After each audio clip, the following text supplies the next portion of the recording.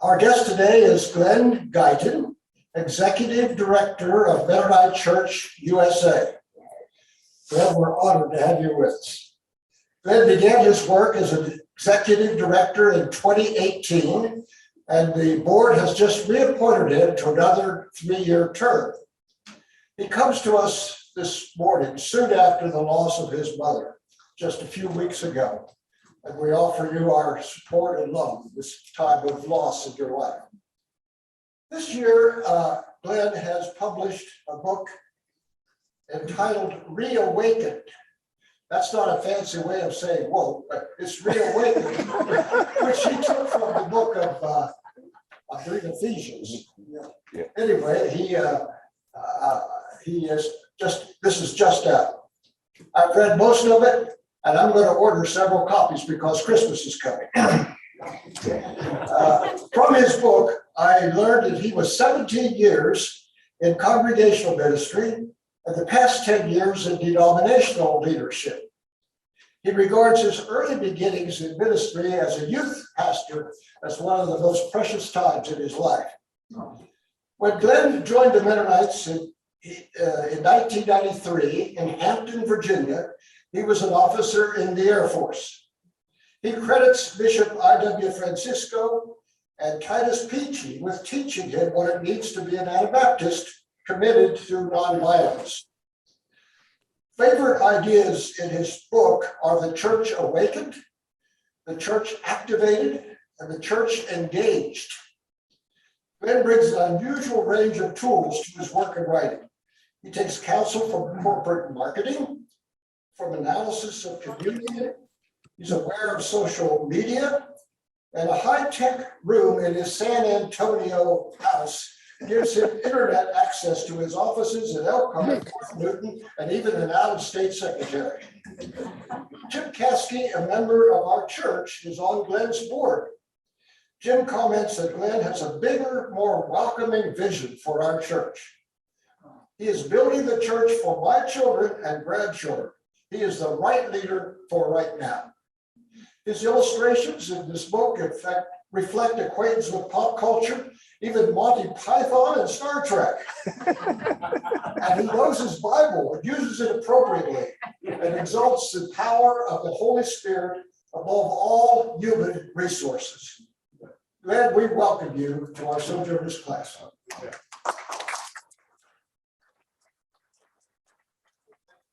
much.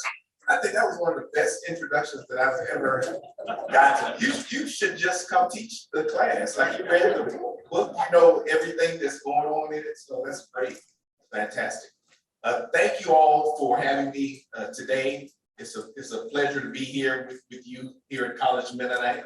I've been here several times for a number of different reasons, and some of my favorite folks attend the church, like Talasha. I think she did something for my installation, and Marty Lehman, who was a part of the staff when I was working, when I first started with Mennonite Church USA. So thank you for having me today. So we'll talk a little bit about the book, and then I know also there are some questions about my vision for Mennonite Church USA, kind of what's going on. And I'm being tested since one of my board members, Jim, is here today. But I also want to give some time for you all to ask any questions that you may have. What time do we end today? Let's try to start with questions about 22. Okay, all right. We will do that. So I'll share a little bit about the things I wrote in the book to get us started. And again, if you have any questions at any time, feel free to stop me. All right, it's like that's working.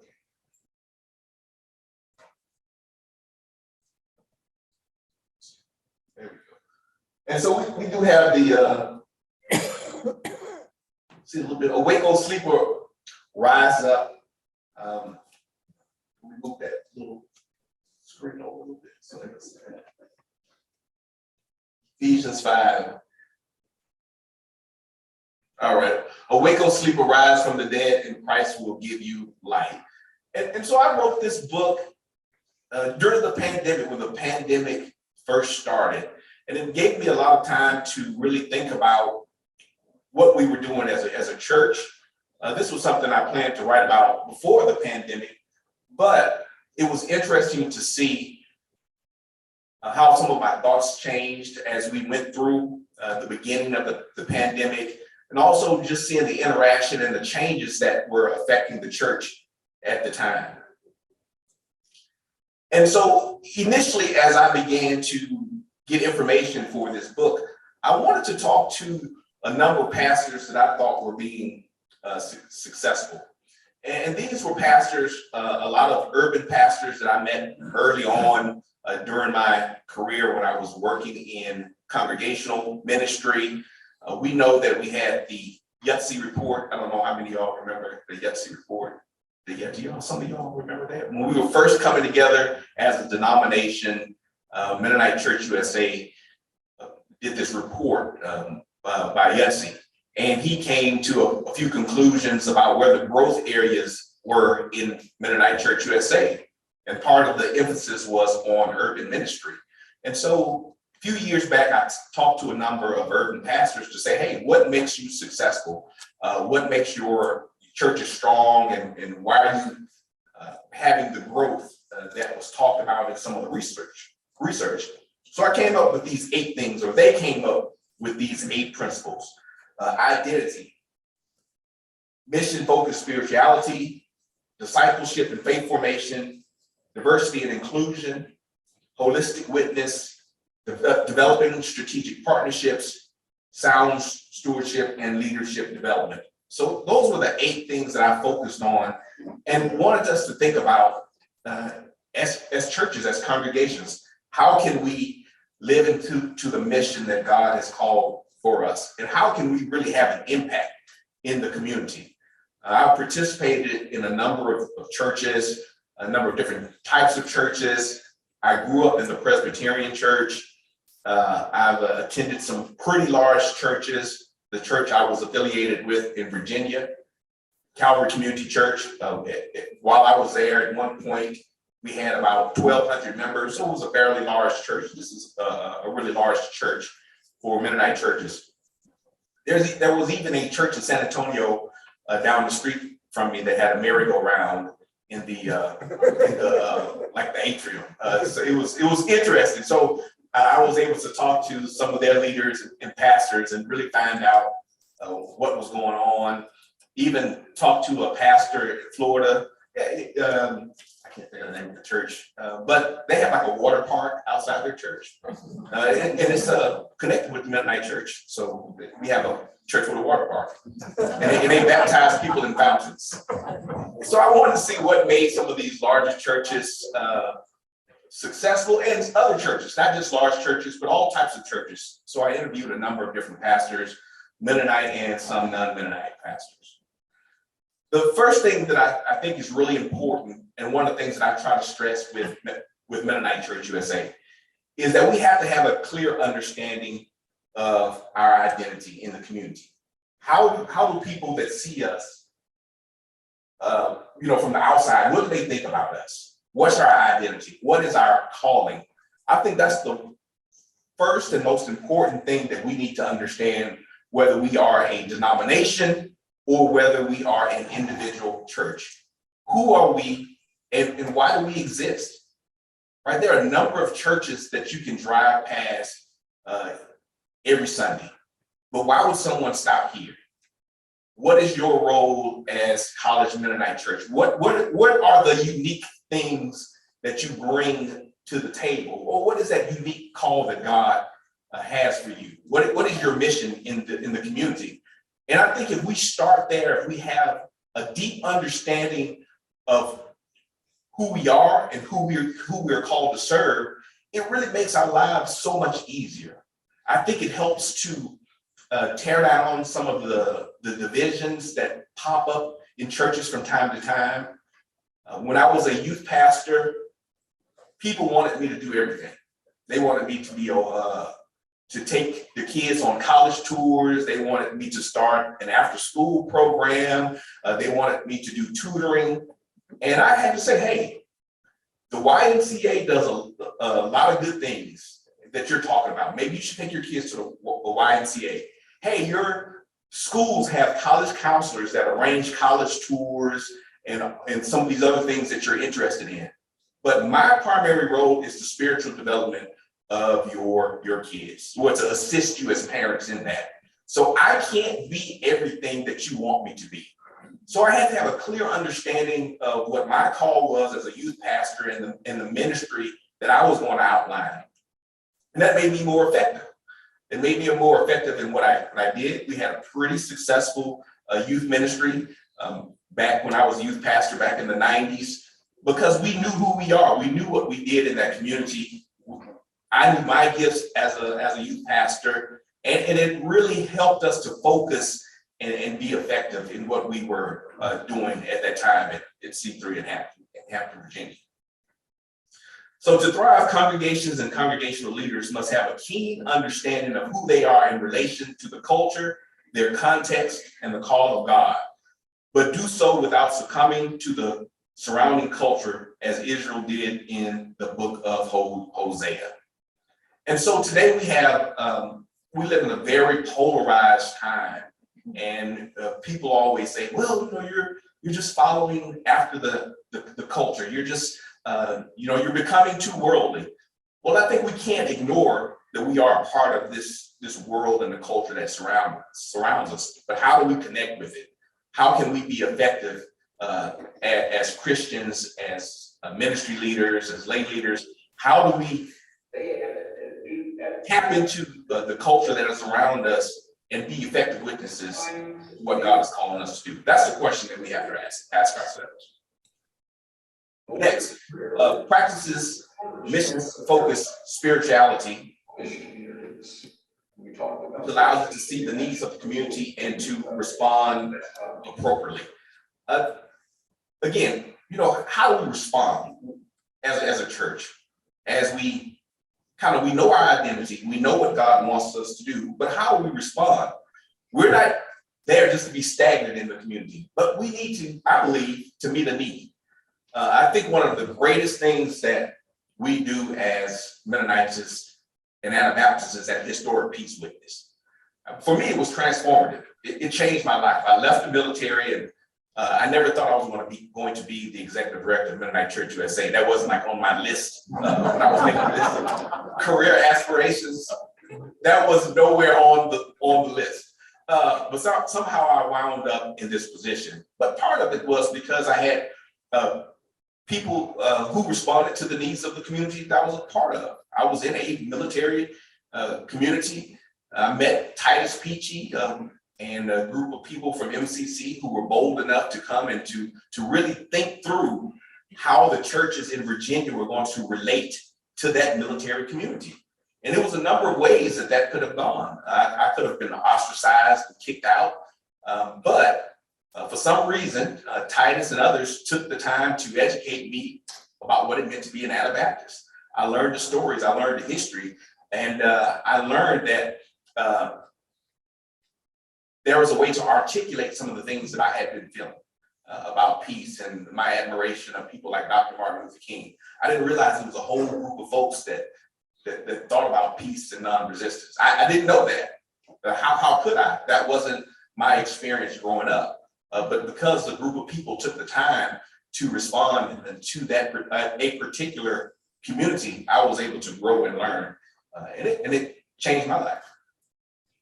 Next, Acts, and in Acts, an intentional strategy for discipleship and faith formation. Those are some very important things. For a number of years, I was a youth pastor, and sometimes we come to church and our cultural practices just kind of become, those things, cultural practices, right? We're not intentional about raising the next generation, helping them to understand faith and what it means to be formed as a Christian, to explain to young people the why, right? That's part of our role, right, as elders. I know some of you may be a little bit more elder than me, but I'm one of those elders now, right? I'm not 25 anymore. I'll be 52 this week. I'll be 52 this week. Birthday's on the 26th. And so you mentioned my mother. My mother just passed. She had a long battle with dementia. She passed November 6th. But my mother was my first Sunday school teacher. I mean, she really taught me how to work and serve in the church. She read me Bible stories. She helped me when I was struggling with my faith as a young kid. I remember telling my mother one day that, coming to her crying, "Hey, I'm going to be an atheist. I'm going to be an atheist." And she's like, "You're not going to be an atheist. What are you talking about?" But she was there to comfort me, to reassure me, to not only teach me as a teacher, but to demonstrate as a mother what it means to be a Christian, and make sure that I was participating in the right activities and going to church and learning and going to camp and all of those things. So we have to be intentional about those things if we want our church to grow and thrive, and to think about, like, it's no accident that I'm here, right? I think about all the things that I did to lead me to this place. I was involved as a young kid, as a young man in church, in developing my skills, learning, participating in youth group, going to camp, singing in the choir. And part of it, maybe my mother guilted me into some of this. I remember her telling me one time when I didn't want to go to choir practice, like I had to go to choir practice. I didn't want to go because I wanted to go play football or something with my friends. And she was like, "Hey, you have a gift, you can sing. And if God gives you a gift, you need to use it." And that stuck with me.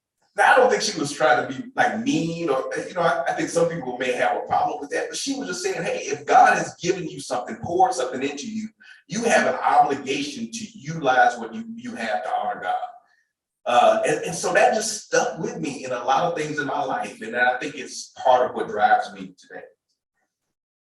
Number 4, develops and relates to diverse Christian community, facilitating an interculturally competent community.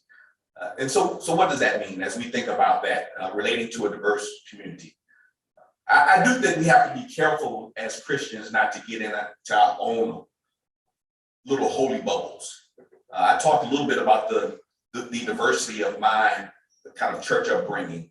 I grew up in a Presbyterian church, so that's what Reformed theology. I spent now more time in the Anabaptist community. I have friends who are Catholic.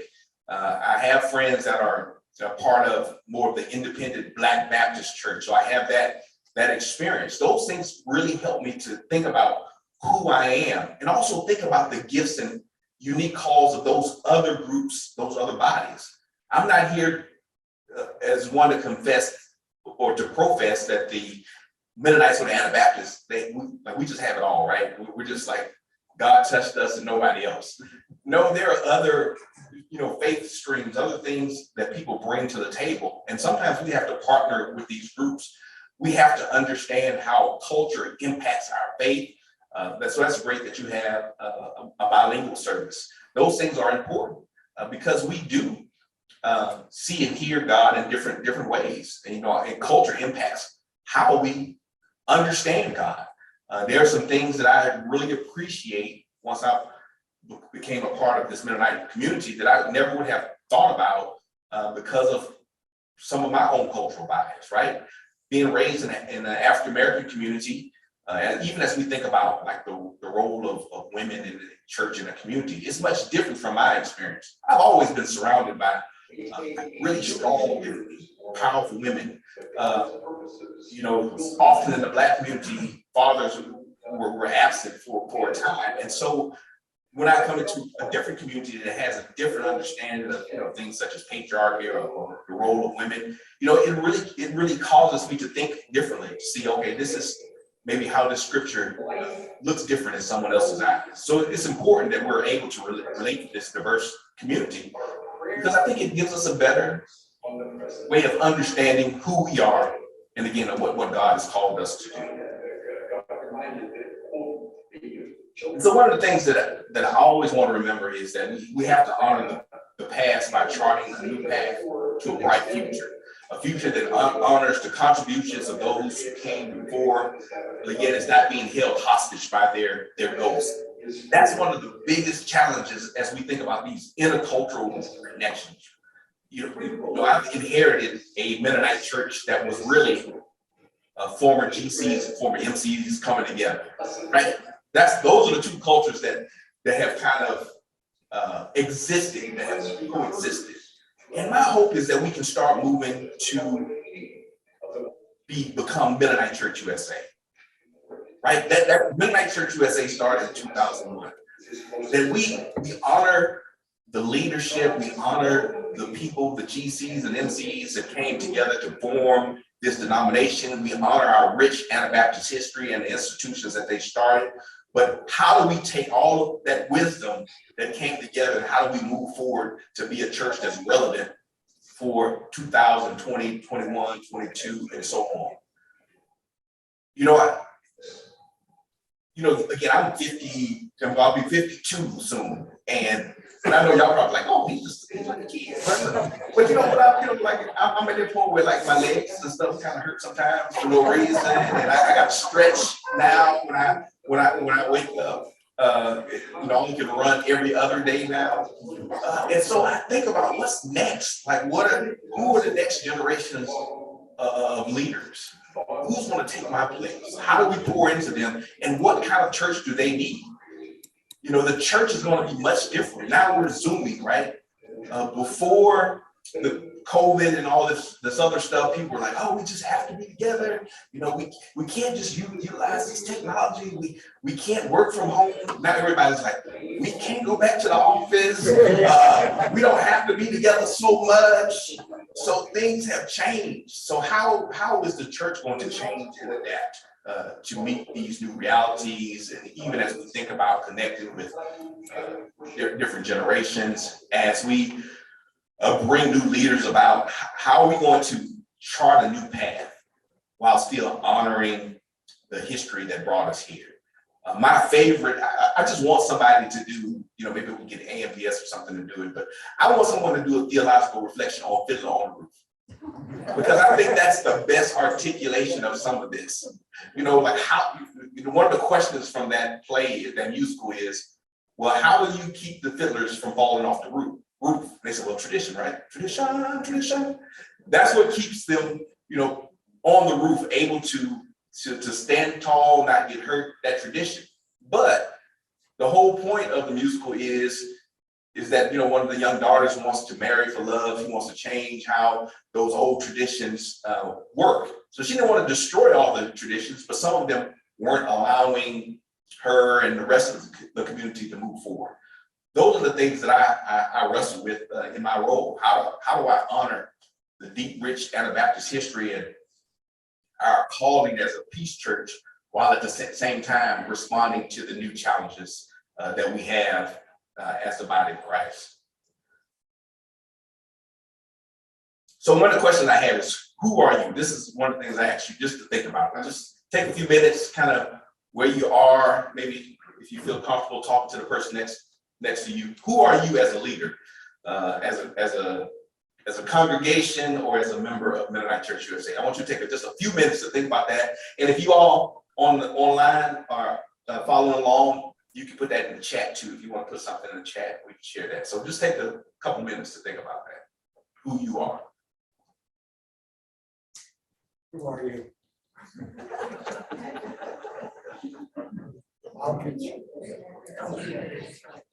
I am.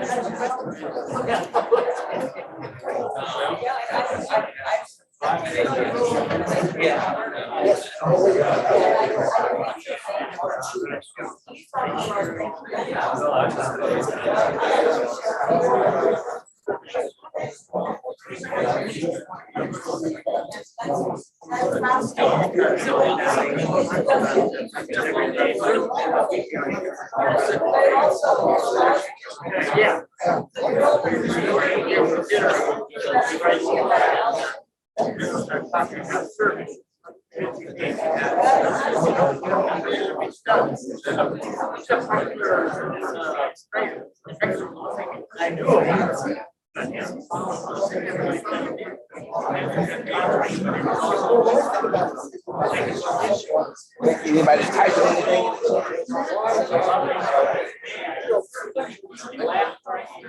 They don't know how to use it. Yeah, okay.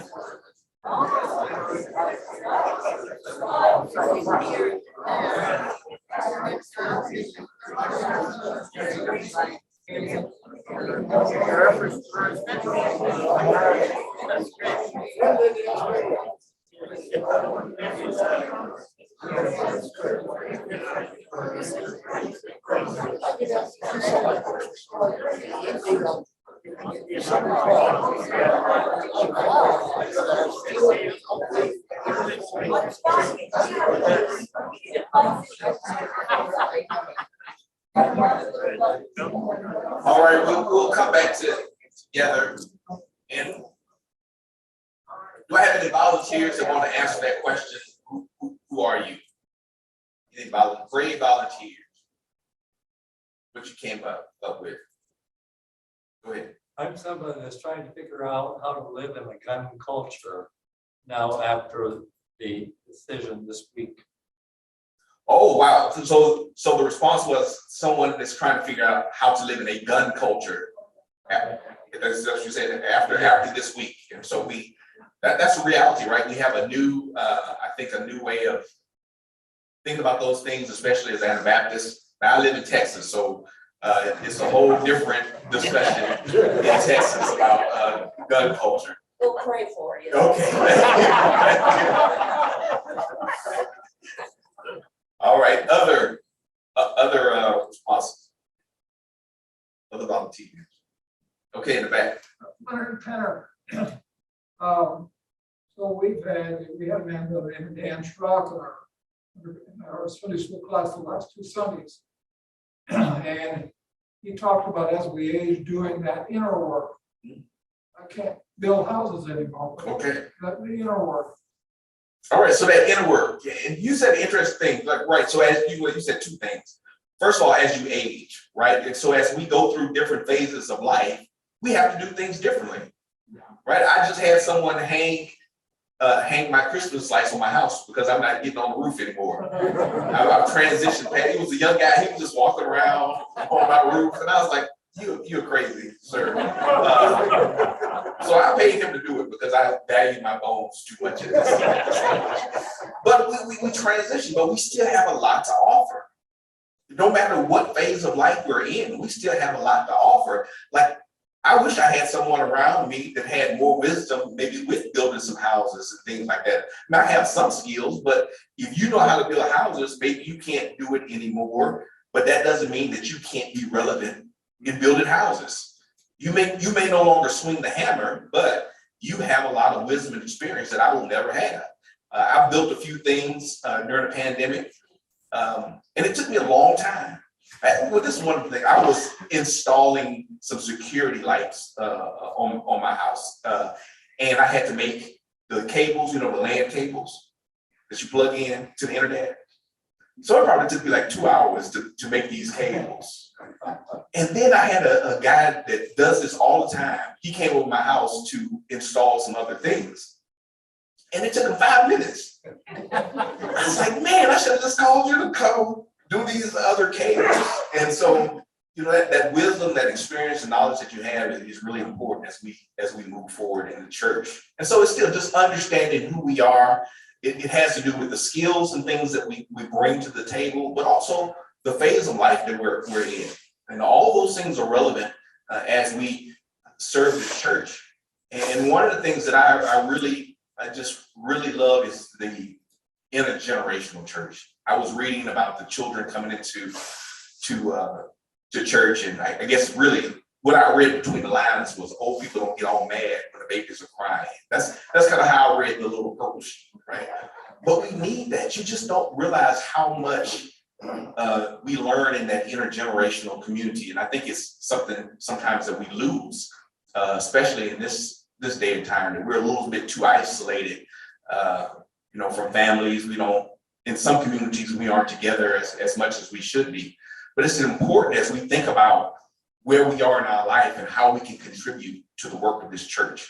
You all have seen many more things that I've seen over a lifetime. I am kind of blessed. I think my life really spans a number of generations.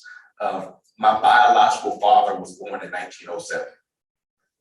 And my mother was born in 1928, so she was 93. So that's a long story, but my parents were quite a bit older. So I feel like I got a little wisdom from generations that before me. But it's important that we have this. I used to wonder all of the time why, when we were working on stuff in the house, my dad would always have me shining the flashlight. I'm like, I know he can see. Well, now I realize that he couldn't see because I'm 50 now. I'm like, I asked my son, hey, can you hold this light so I can see what's going on? So that's one thing. But the other thing is I realized how much I learned by just being next to him and doing, just watching him do things, how much you pick up on things. And I noticed that with my daughter now. My daughter moved back to the house after COVID hit. So she's 24. But she's basically kind of taken over running the house. She put we just bought a new house. And so she put all my shelves and stuff together. I thought I was asking her to come help, but she just kind of took over. Like, that's my daughter. She's a mini version of me. And so she just took over, and I'm like, okay, well, I'll just sit back and hand you stuff. But I know those experiences of her watching me and spending time with me growing up has brought her to this position. And so the part of the thing I just want to encourage you all as older leaders, as people that have been around the church for a while, that you have a lot to contribute to keeping the church strong, to help it thrive. Just understand that your role may be different than it was years before. You may need to be the ones just kind of handing the tools to the kids, or you may be the one holding the flashlight for them now, so that they can do the work. But you still have an important role in keeping our church strong and helping it to thrive. All right, let's keep going. One of the other important things as we think about the church is developing strategic partnerships to help fulfill the Great Commandment by fostering health, hope, and healing. Some churches try to be all things to all people. And again, if we understand our identity, we understand that we can't do everything. One of the fortunate things about Mennonite Church USA is that we have our program agencies. Those are partnerships that meet different needs of the church. So we have an education agency, we have a mission agency, we have a publishing agency that does books and resources. So those things are important because they can make connections with other groups. They can provide resources and materials, and everyone's not trying to do everything. At least we hope not. Part of the struggle in the church often is that we see what another group is doing to be successful, and we try to recreate it and copy it. And that's not always a good thing. There's many things that I can do as a leader. I'm not trying to be anyone else. I remember the former moderator, executive minister for Canada. I can't think of his name now. No, just the most recent one that just I can't think of his name right now. Doug Clausen? No, not Doug, before Doug. Okay. But he was saying, who? Mester? Yeah. What's his phrase? Mester. Yeah. But basically he said when Irvin was leaving, he said, Glenn, don't try to fill Irvin's shoes because Irvin's going to wear his shoes when he leaves. That was an important message, right? I'm not even sure what shoe size Irvin has.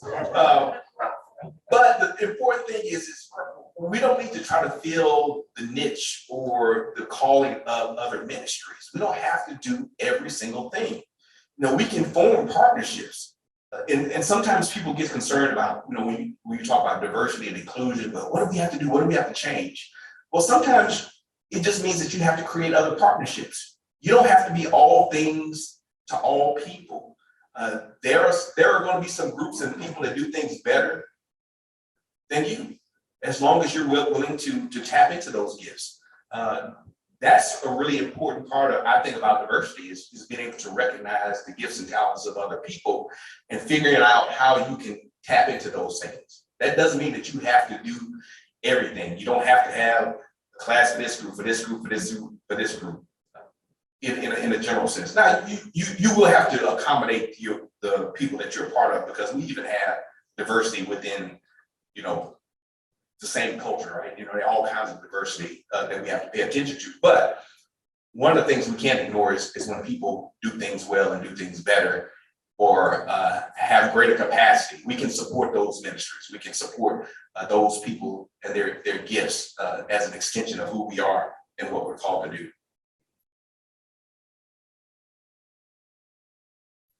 Understands and lives out holistic witness in its context. One of the things that I've tried to encourage us to do, again, as we wrestle with the polarities in our society and in our church now, the church has really become, in some places, a reflection of the political nature of that context, is that as we think about the ministry that we do, as we think about our peace witness and the other things that we focus on as Mennonite Church USA, we have some renewed commitments, follow Jesus, witness to God's peace, and helping people to experience the transformation of the Holy Spirit. Those are the three things that we're focusing on. Those three things may look different in your context. We have to understand that. We have to understand how to meet the needs of our community. Again, I just talked about Texas and its gun culture and its, it's our new stance on abortion, those types of things. So how I talk about peace and justice and women's rights in Texas may look different than that conversation in Virginia. I have to be mindful of the context. I have to be mindful of the mindset of the people that I'm going to reach. And I think that's something that's very clear as we think about the biblical story, that context does matter. We forget that. I've been able to visit churches in San Francisco and churches in Lancaster. And I say, hey, if I ever got these two groups together, their heads would explode. But they all love being a part of the Mennonite church. But their context is different. I had a church in San Francisco tell me, hey, it's easier for me to tell someone I'm gay than it is for me to tell them that I'm a Christian.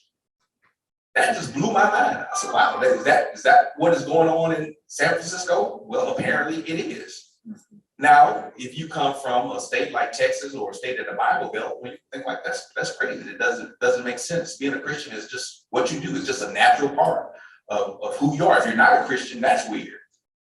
And so the context and how they do ministry, the things that they have to deal with in serving that community are different. I'm not saying that we discount biblical truth, but biblical truths, but how do we apply those things in a way that people can be nurtured and grow and be a part of that loving community? So an activated church leads, meaning that it actively seeks to understand the community, adapting when appropriate and challenging the community when appropriate. So it's both adaptation and challenging the community to grow. Stewardship, and I want to give you some time to ask some questions, but practicing sound stewardship, teaching those principles, helping members see money and personal resources as tools to bless the entire community is an important part, especially as we think about differing socioeconomic context. This is really appropriate for the message that you all had today, but we have to think about, our relationship with money. I think it's something that the church has struggled with, especially, a context where people aren't used to having money. And so that message today about not serving mammon, I was thinking, I said, wow, man, it's a good message, right? But it really comes across differently if you're talking to an affluent, well-educated community with a lot of engineers and professionals versus people that are in poverty living on welfare. Like that message talks to both of those groups, right? You know, are you in a position where you're selling jars of oil, or you're more akin to that widow, like, man, where am I gonna find a jar? And you can look at that message and, you know, from a couple of different lenses. Those are the things that I think we have to do as a ministry and as a denomination to be effective. And then the last piece, and I'll give you a chance to ask some questions here, that the activated church has a long-term plan for leadership development that values the gifts of every person, models good leadership practices, and prepares for leader succession. Those are some of the things I think that we can do better. And as I think about the future of Mennonite Church USA, this is one of the areas where I think is most critical, is preparing that next generation of leaders, preparing good leaders, preparing better leaders that are well equipped to lead in this new context. How do we do that? We have a number of initiatives with the seminaries that we are trying to work on to really inform people of the skills that we need, whether it's lay leaders or professional clergy. How do we equip them to more effectively serve the church? And how do we challenge them to be good leaders? I said one of the biggest challenges is that we have is poor leadership, because folks in a pew may or may not be the ones that lead folks out of the denomination. But I believe that strong leadership matters. I think strong leaders can help people wrestle with some of the complexities of being a part of our community like this. Strong leaders can facilitate discussions. Strong leaders can help ease fears. Strong leaders can help leaders help the groups that they are leading focus on their identity rather than worrying about what everyone else is doing. So leadership is one of our biggest challenges, I think, as a denomination. And how are we preparing that next generation of leaders? I think some of that comes from my youth ministry background, but that's something that's very important to me as I think about the church, the future of Mennonite Church USA is, you know, where are the next crop of strong leaders going to come from? You know, who's going to replace me? I think about that quite often. It's like, who's the next person? Like, is it someone on my staff? Is it someone I need to reach out to? You know, how are we developing the next group of people that are going to lead Mennonite Church USA? When I came here in 1993, I was 24 years old, and so it's been almost 30 years for me in this denomination. So it's time for other leaders to emerge, and it's the responsibility of people like me and you to help mentor them and get them ready for what's coming next. So thank you. So I will take some questions.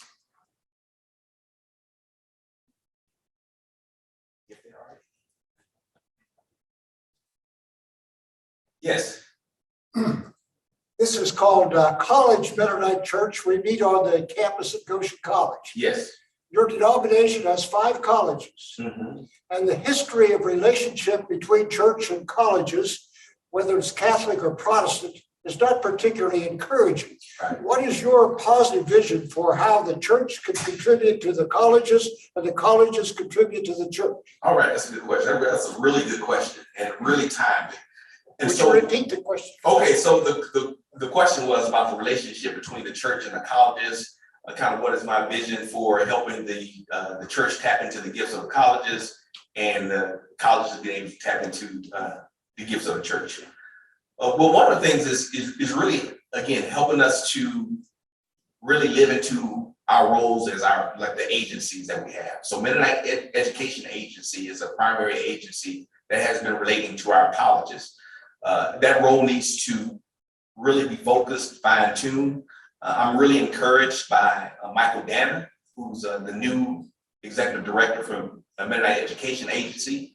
And so the significant change we made is that Michael Danner is also part of my staff. He was part of my staff for the executive board before moving to MEA. And so now he sits on my leadership team, so we can communicate about the various needs of the church and how do we engage these different pieces. I've spent a significant amount of time over the years speaking at the college campuses. I was just at Bethel and meeting with their board. And those are the things that I want to continue to do, is to really keep communication going on between our schools and the denomination. We've just partnered with AMBS and EMS, Eastern Mennonite Seminary, to work on a possible grant so that we can communicate better about the programs that we have to offer, and to start mapping out a pathway to equip our leaders to say, hey, these are the things that are available for you all. This is kind of the roadmap. These are the services that you can get at this school. These are the services that you can get at this school. So part of it is educating, keeping the communication flowing between the institutions. That's what we want to do, and we want to be less siloed. I think we've kind of gotten into some silos over the years as we formed a new denomination, but hopefully we can break those things down and really can begin working more closely with one another. Let's show our appreciation.